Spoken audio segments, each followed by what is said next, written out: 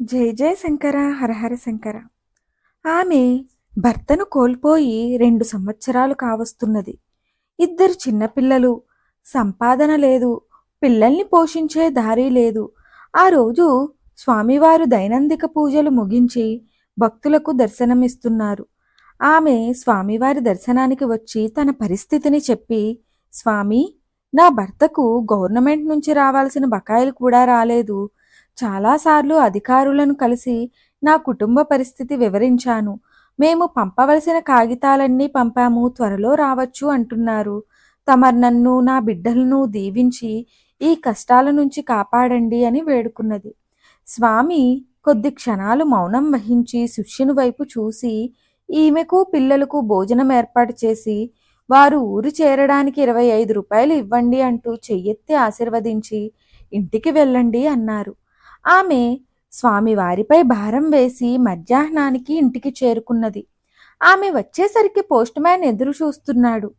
ఆమెతో సంతకం చేయించుకొని రిజిస్టర్ లెటర్ ఇచ్చాడు. తెరిచి చూస్తే భర్తకు రావాల్సిన 1.5 లక్షల రూపాయల చెక్కు అందులో ఉన్నది. ఆమె మనస్సులో స్వామివారికి కృతజ్ఞతలు చెప్పుకొని వారి కృపతో ఎప్పుడూ ఏ లోటు లేకుండా జీవించాలని కోరుకున్నది. కొన్ని రోజుల తరువాత ఆమె మరలా స్వామివారి దర్శనానికి వచ్చి నమస్కరించి జరిగినది వివరించి, మీరు దయతో ఇచ్చిన డబ్బు అంటే 25 రూపాయలు స్వీకరించండి అంటూ డబ్బులు తిరిగి ఇవ్వబోయింది.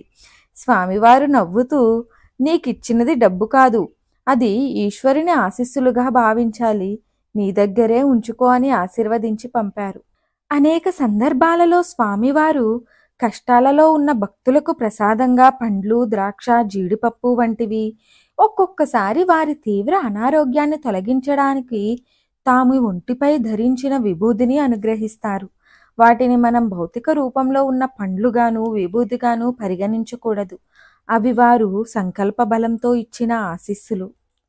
మరిన్ని ఆధ్యాత్మిక విషయాల కోసం మా ఛానల్ను సబ్స్క్రైబ్ చేయండి. వీడియో నచ్చితే లైక్ చేయండి, షేర్ చేయండి, కామెంట్ చేయండి.